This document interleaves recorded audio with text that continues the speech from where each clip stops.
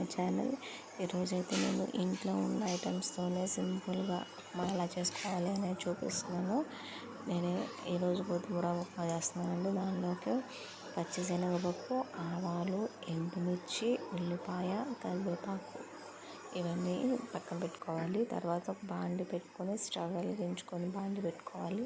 దానిలో ఆయిల్ వేసుకోవాలి, 1 tea spoon సరిపోతుంది. అది వేడైన తర్వాత దానిలో మనం పచ్చిశనగపప్పు కొంచెం, దాని తర్వాత కొంచెం ఆవాలు, కొంచెం 1 ఎండుమిర్చిని 4 ముక్కలు చేసుకుని వేసుకున్నానండి నేను. దానిలోనే ఒక చిన్న సైజ్ అంత ఉల్లిపాయ ముక్కలు చేసి వేసుకున్నాను. అవి ఇవన్నీ కొంచెం బాగా వేగిన తర్వాత దీనిలోకి నేను 2 రెమ్మలు కరివేపాకు వేసానండి. కరివేపాకు కూడా కొంచెం బాగా కరివేపాకు వేసిన స్మెల్ వస్తుంది కదా, ఇలా ఉంచుకోవాలండి. ఎందుకంటే ఉల్లిపాయ స్మెల్ కూడా పోవాలి. తినేటప్పుడు పంటి కింద క్రంచీగా ఉంటే ఆ ఉల్లిపాయ పచ్చి ఫ్లేవర్ అనేది తెలుస్తుంది మనకి. అందుకని చెప్పి కొంచెం ఎక్కువసేపు వేయించుకుంటాను నేనైతే. కొంతమంది అలానే తింటారు, అలా కొంతమంది చాలా ఇష్టం నచ్చుతుంది. నేనైతే ఎక్కువసేపు మగ్గిస్తానండి ఉల్లిపాయను, కరివేపాకు, అలాగే ఆ ఎండుమిర్చి ఫ్లేవర్ కూడా బాగుంటుంది. ఇప్పుడు దీనిలో గోధుమ రవ్వ వేసుకోవాలండి. నేను మా పాప కోసం చేస్తున్నాను దీన్ని. ఒక చిన్న టీ గ్లాస్ అంత గోధుమ రవ్వ వేసుకున్నాను. ఆ గోధుమ రవ్వను మనం ఏం చేసుకోవాలి, బాగా వేయించుకోవాలండి. వేగిన తర్వాత మనకు ఆ స్మెల్ అనేది తెలుస్తుంది. గోధుమ రవ్వ వేగిపోయింది అని మనకు తెలుస్తుంది. అప్పుడు మనం అప్పటి వరకు మనం దీన్ని వేయించుకుంటూ ఉండాలండి. దీన్ని మధ్య మధ్యలో కలుపుతూ తిప్పుతూ వేయించుకోవాలి.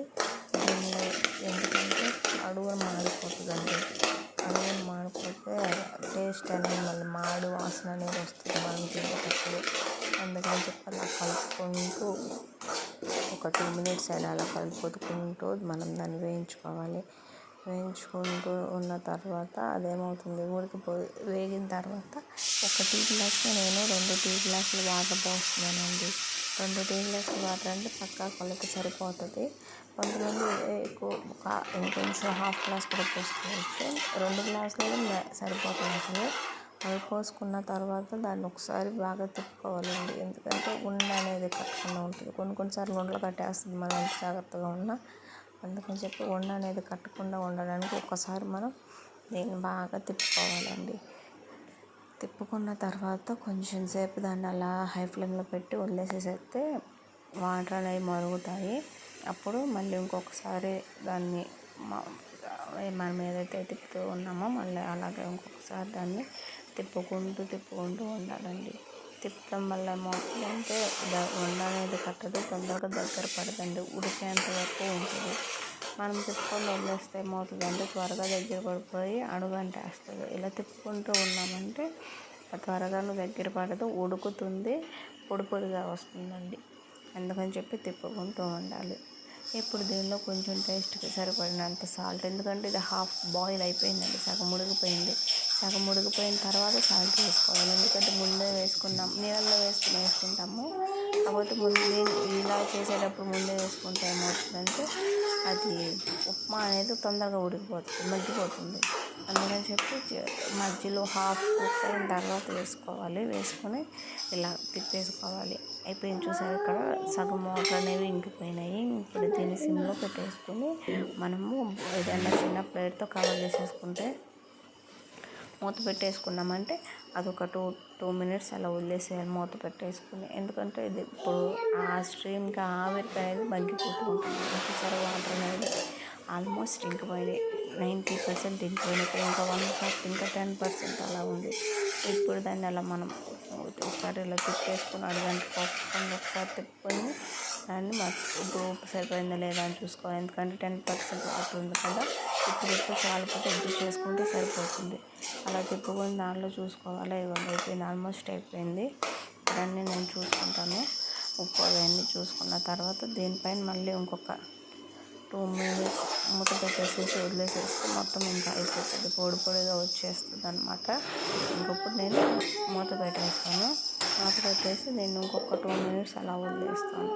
2 మినిట్స్ వదిలేస్తే అది మగ్గిపోతుంది అనమాట. సిమ్లోనే పెట్టుకోవాలండి, హై ఫ్లేమ్లో పెట్టుకోకూడదు.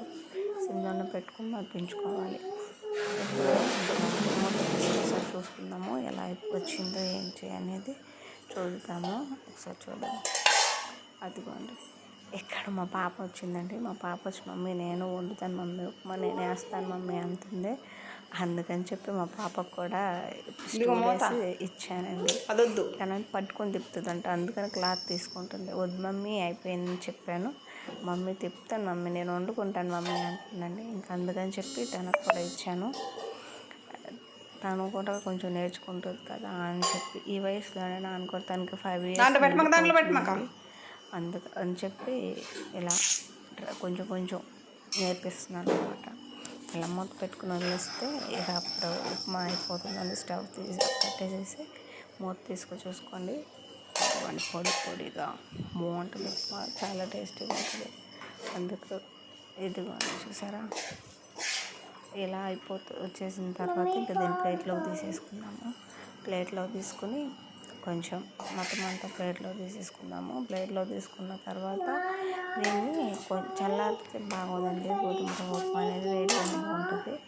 దీంట్లోకి పచ్చడి కానీ పంచదార కానీ ఒకే పచ్చడి కానీ ఏదైనా సరే ఆల్సో చట్నీ కూడా బాగుంటుంది, దాన్ని కూడా వేసుకొని తినచ్చు మీరు, చాలా బాగుంటుంది. నేనైతే మా పాప తింటుంది కాబట్టి నేను పంచదార వేసి పెట్టినానండి.